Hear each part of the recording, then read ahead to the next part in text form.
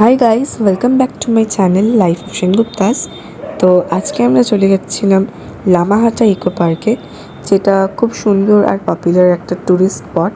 তো এখানে আমরা ফার্স্ট টাইম যাচ্ছি, আর গিয়ে কেমন লাগলো, আমাদের কী কী জিনিস আছে ভেতরে, সেগুলোই শেয়ার করবো তোমাদের সাথে ভিডিওর মাধ্যমে। তো দেখতে থাকো। তো এখানে আমরা চলে আসছিলাম যে পার্কটাতে, ইকো পার্কে। তো ঢোকার আগে এখানে আমাদের টিকিট নিতে হয় 20 রুপিস পার পারসন। আমরা টোটাল 6জন ছিলাম। তো রুদ্রিককে নিয়ে 7জন, বাট রুদ্রিকের তো টিকিট লাগবে না। তো টিকিটটা নিয়ে আমরা ভেতরে চলে গিয়েছিলাম। আর ভেতরে গিয়ে দেখলাম এত সুন্দর একটা ভিউ লাগছে নিচ থেকে। তো ভিউটা এনজয় করার পর এখানে আমরা উপরের দিকে উঠছিলাম। তো লামাহাটা কিন্তু 5700 ফিট হাই। তো বুঝতেই পারছো কতটা হাই। আর এখানে কিন্তু বেশ সুন্দর হোমস্টেও আছে, যেখানে আমাদের থাকা সম্ভব এবার হয়নি, বাট নেক্সট টাইম থাকবো। তো তোমরা কিন্তু একবার চাইলে ভিজিট করতে পারো। আর এখানকার ওয়েদারও কিন্তু বেশ ভালো, ওয়েদার ক্লাইমেট খুবই সুন্দর।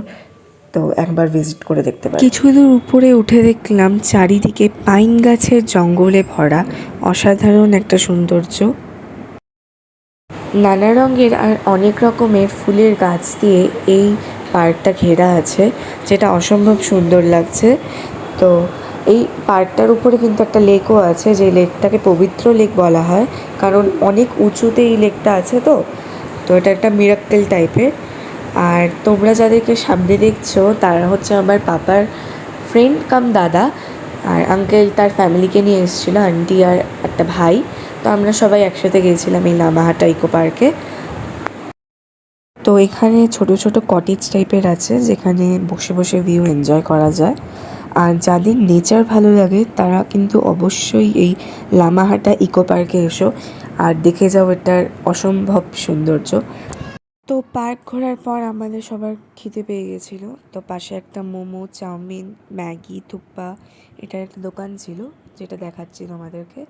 তো এখানে আমরা গিয়ে মোমো অর্ডার করে দিয়েছিলাম, যেটা সবারই ভালো লাগে।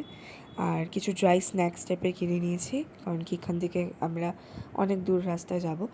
তো তার জন্য নেক্সট ভ্লগও আসবে তোমাদের কাছে।